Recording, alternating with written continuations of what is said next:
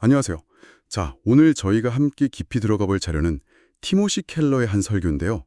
여기서 아주 도발적인 질문을 하나 던집니다. 우리가 성공을 위해서 따르는 그 보편적인 규칙들 있잖아요. 혹시 그게 사실은 우리를 함정으로 이끄는 건 아닐까 하는 거죠. 네, 아주 근본적인 질문이죠. 오늘 탐구의 핵심은 세상의 가치를 완전히 뒤집어버리는 거꾸로 선 왕국이라는 개념입니다.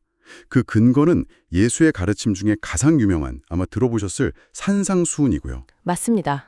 저희의 목표는 이 이상하게 들리는 삶의 방식이 도대체 뭘 의미하는지, 그리고 왜 어떤 사람들은 이걸 두고 진정한 혁명이라고까지 말하는지 그 속을 한번 들여다보는 겁니다. 자, 그럼 한번 시작해볼까요? 네, 좋습니다. 우선 우리 모두가 뭐랄까 일종의 왕국 안에서 살아간다는 생각부터 좀 짚어보죠. 여기서 왕국이라는 게 무슨 거창한 제국 같은 건 아니죠. 그렇죠. 그냥 우리 삶을 움직이는 운영체제, OS 같은 거예요. 각자 고유의 가치, 그러니까 패턴이 있고 네, 그 가치를 추구하게 만드는 힘, 그리고 그 결과로 나오는 프로덕트, 이런 시스템인 거죠. 근데 켈러는 세상에 두 개의 상반된 OS가 경쟁하고 있다고 말하는데 먼저 우리한테 아주 익숙한 버전부터 한번 살펴볼까요? 그게 바로 똑바로 선 왕국입니다.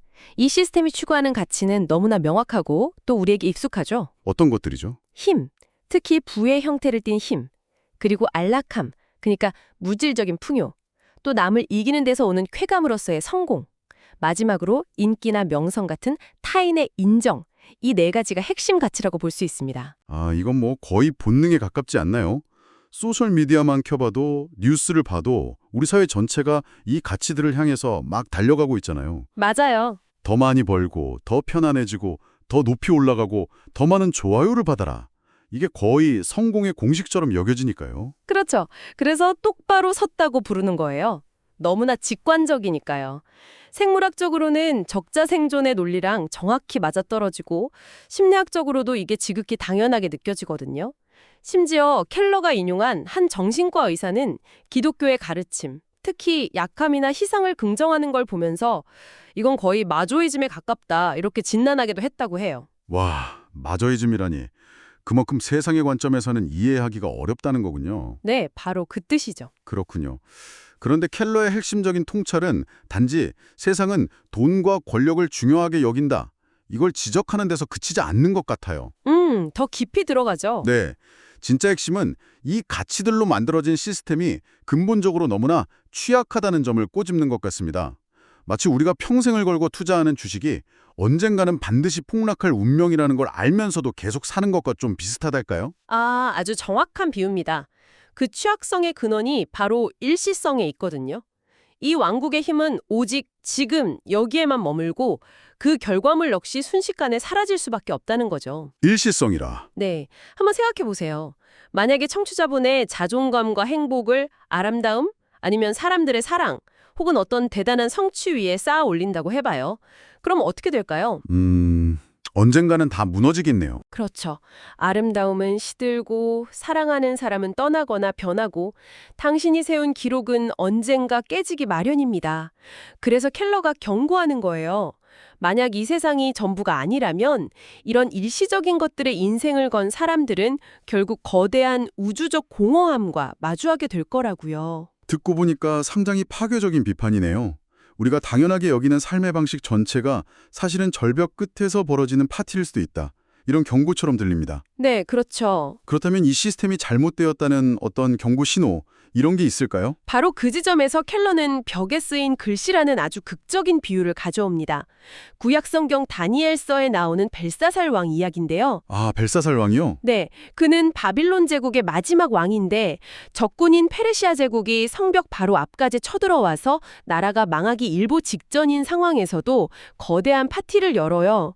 현실을 외면한 채 술에 취해서 막 연애를 즐기던 그 순간 정체불명의 손이 나타나서 왕궁 벽에 알 수 없는 글씨를 쓰기 시작해요. 그 글씨가 바로 너의 시대는 끝났다. 는 파멸의 예고였습니다. 아, 그 이야기군요. 이게 단순히 그냥 고대설화가 아니잖아요. 우리 주변에서도 비슷한 일들을 흔히 볼 수 있죠. 예를 들면요. 2008년 금융위기 직전까지 끝없는 탐욕의 파티를 벌이던 월스트리트라든지 아니면 기후변화라는 명백한 경고 앞에서도 기존의 방식을 고수하는 시스템이라든지 지속 불가능한 가치 위에 세워진 시스템이 마침내 경고장을 받는 그 순간을 의미하는 거군요. 맞습니다. 그리고 이 설교는 바로 예수의 삶 자체가 이 똑바로 선 왕국을 향해서 나타난 벽에 쓰인 글씨였다고 주장합니다. 가난한 사람을 섬기고 병든 사람을 고치고 사회에서 버림받은 사람들과 친구가 되고 궁극적으로는 자신을 희생한 그의 삶 전체가 세상의 가치체계에 대한 정면 도전이라는 거죠. 아, 그러니까 예수의 존재 자체가 너희가 옳다고 믿는 그 삶의 방식은 이제 끝났다라는 강력한 선언이라는 거네요. 네, 벨사살의 파티에 나타난 그 경고처럼 이 낡은 시스템은 무너질 운명이라는 해석입니다. 좋습니다. 기존 시스템이 무너질 운명이라면 그 대안은 무엇일까요? 여기서 드디어 오늘의 핵심 아이디어인 거꾸로 서는 왕국이 등장하는군요. 네, 이건 단순히 가치를 조금 수정하는 게 아니라 완전히 180도 뒤집어 버리는 거라면서요? 네, 가치의 완전한 역전이죠. 이 새로운 왕국의 가치 체계는 세상이 피하려고 하거나 하찮게 여기는 것들, 예를 들면 가난, 슬픔, 굶주림, 배척 같은 것들 안에서 오히려 복을 발견합니다. 그런데 여기서 아주 중요한 점은 이걸 마조이즘처럼 고통 자체를 찾아다니라는 의미로 오해해서는 안 된다는 겁니다. 잠깐만요. 그 지점에서 제가 좀 걸리네요. 솔직히 방금 직장에서 해고당한 사람이나 사랑하는 사람을 잃고 슬픔에 빠진 사람한테 당신은 복이 있다 이렇게 말하는 건 네. 굉장히 공감 능력 없어 보이고 심지어 좀 잔인하게까지 들릴 수 있잖아요. 이게 현실의 고통을 외면하는 일종의 정신 승리나 심리적 트릭 같은 건 아닌가요? 아, 아주 날카롭고 중요한 질문입니다. 만약 그게 단순히 긍정적으로 생각하세요 수준의 조언이라면 말씀하신 것처럼 잔인한 말이 될 수 있겠죠.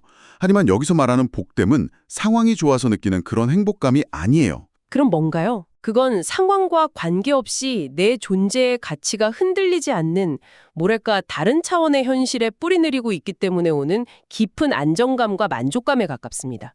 다른 차원의 현실이요? 네. 예를 들면 이런 거죠. 나는 지금 이 프로젝트에서 실패해서 비참하지만 나의 궁극적인 가치는 이 실패로 규정되지 않는다. 혹은 나는 지금 이 집단에서 배척당하고 있지만 우주적인 차원에서는 온전히 환영받고 사랑받는 존재다. 이런 인식이요. 아, 현실의 고통을 부정하는 게 아니라 그 고통을 압도하는 더 크고 견고한 현실을 붙잡는 것에 가깝습니다. 그러니까 현실 도피가 아니라 오히려 현실을 직시할 힘을 얻는 거군요. 정확합니다. 그래서 켈라는 이것이 정신을 번쩍 들게 하는 약과 같다고 말해요. 정신을 번쩍 들게 하는 약이라. 네, 이런 인식이 있을 때 우리는 비로소 개인적인 손해를 감수할 용기를 얻게 되기 때문이죠. 부당한 일을 보고도 직장을 잃을까 혹은 평판이 나빠질까 봐 침묵하는 대신에 더 큰 가치를 위해 목소리를 낼 수 있는 힘이 여기서 나온다는 겁니다. 내 가치가 세상의 평가에 달려 있지 않다는 걸 알 때 얻게 되는 자유? 그런 거네요. 바로 그 자유죠. 이론적으로는 정말 멋지게 들립니다. 근데 동시에 거의 불가능하게 느껴지기도 해요. 이건 우리의 모든 생존 본능에 역행하는 삶의 방식이잖아요. 그렇죠. 솔직히 이걸 어떻게 실제로 살아낼 수 있을까요? 자, 이제부터 나는 세상의 가치에 연연하지 않겠어 하고 결심한다고 되는 문제가 아닐 텐데요. 그 힘은 대체 어디서 나오는 겁니까? 바로 그 지점이 이 모든 논의의 심장부입니다. 만약에 예수가 단순히 우리가 따라야 할 완벽한 도덕적 영웅이나 모범 교사로만 제시된다면 그건 우리에게 힘을 주기는커녕 나는 절대로 저렇게 살 수 없어 라는 좌절감과 죄책감만 안겨줄 겁니다.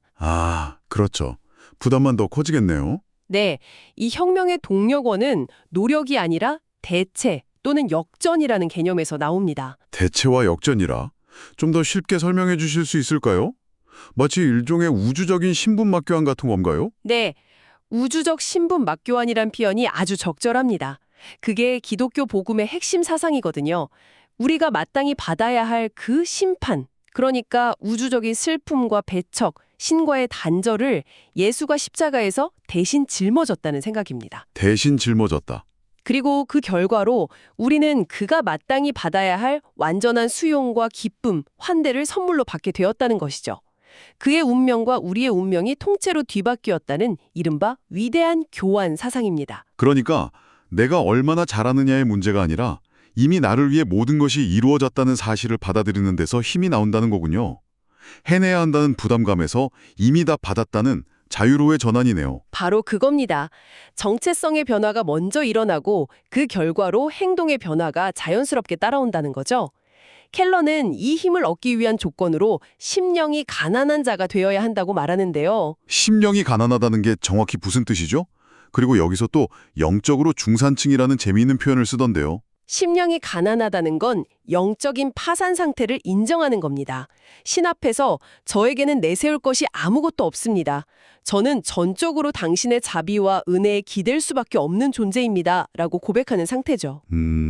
반면에 영적으로 중산층인 사람은 이렇게 생각하는 거예요. 나 정도면 꽤 괜찮지. 나쁜 짓 안 하고 나름 선하게 살려고 노력했고 이 정도면 신도 나한테 어느 정도 빚진 거 아니야? 하는 그런 마음 상태입니다. 아, 그거 정말 와닿네요. 일종의 역가면증 같군요. 내가 이 정도 했으니 이 정도의 성공과 행복은 보상으로 받아야 마땅하다고 생각하는 태도. 그러다가 기대했던 보상이 주어지지 않으면 세상이나 신을 향해서 억울해하고 분노하게 되는 거고요. 맞습니다. 설교에서는 바로 그 영적 중산층의 태도를 버리고 자신이 심령이 가난한 자임을 깨달을 때에만 이 위대한 교환이 주는 힘을 온전히 받아들일 수 있다고 말합니다. 그리고 그 결과는 세상의 기준으로는 완전히 비합리적이고 무모한 삶으로 나타나죠. 예를 들면 어떤 삶이죠? 예를 들어 자신의 시간과 돈, 감정을 급진적으로 나누는 삶입니다. 세상의 관점에서는 다 손해보는 것처럼 보이지만 내 존재 자체가 거대한 선물임을 믿기 때문에 아낌없이 내어줄 수 있게 되는 겁니다. 자, 오늘 정말 깊은 이야기를 나눴네요. 두 개의 완전히 다른 삶의 운영체제를 탐험했습니다. 하나는 너무나 자연스럽고 본능적으로 느껴지지만 결국에는 우리를 취약하고 공허하게 만드는 똑바로 선 세상의 시스템이었고요. 네. 다른 하나는 우리의 직관에 완전히 반하는 것처럼 보이지만 역설적으로 완전히 다른 종류의 자유와 힘을 제공한다는 거꾸로 선 왕국의 시스템이었습니다. 그리고 이 거꾸로 선 왕국이 만들어내는 결과물, 그 프로덕트는 단순히 개인이 더 도덕적인 사람이 되는 것에서 그치지 않습니다. 당신이 누구와 어울리고 어디에 시간을 쓰는지를 근본적으로 바꾼다고 하죠. 어떻게 말인가요? 이 가치관은 우리가 무의식적으로 쌓아올린 사회적, 경제적, 인종적 장벽을 허물고 세상이 보통 외면하는 약하고 소외된 사람들에게로 우리의 마음과 발걸음을 향하게 만든다고 설명합니다. 내가 가진 모든 것이 자격 없이 받은 선물임을 깨닫는 순간 나보다 못한 사람을 무시하거나 차별할 근거가 사라지기 때문이죠. 설교는 마지막에 아주 흥미로운 대조를 보여주면서 끝을 맺습니다. 아까 이야기했던 두 명의 왕, 벨사살과 그의 아버지였던 느부갓네살을 비교하면서요. 네, 그 두 사람이 아주 극명한 대조를 이루죠. 벨사살은 나라가 망하는 마지막 순간까지 현실을 외면하고 파티를 멈추지 않았던 왕이었죠. 반면 느부갓네살은 극심한 교만에 빠렸다가 큰 시련을 겪은 후 모든 것이 자신의 능력이 아니라 신의 은혜였음을 깨닫고 완전히 다른 사람으로 변한 왕이고요. 그래서 오늘 저희가 함께 탐구한 이 내용은 청취자분들께 단순한 지적 동의를 넘어선 질문을 던집니다. 머리로는 거꾸로 선 왕국이 옳다고 생각할지라도 당신의 시간과 돈, 감정이 실제로 투자되고 있는 곳은 어디인가요? 당신의 삶을 솔직하게 지배하고 있는 것은 과연 어느 왕국의 가치인가요? 정말 중요한 질문인데요. 그리고 마지막으로 이번 한 주 동안 당신의 삶의 아주 작은 한 영역에서 아주 조금이라도 거꾸로 살아보는 것을 실험해 본다면 그것은 어떤 모습일까요? 가령 인정받기 위해 하던 일을 내려놓거나 내 시간을 쪼개어 아무도 알아주지 않는 누군가를 돕는 것처럼 말이죠.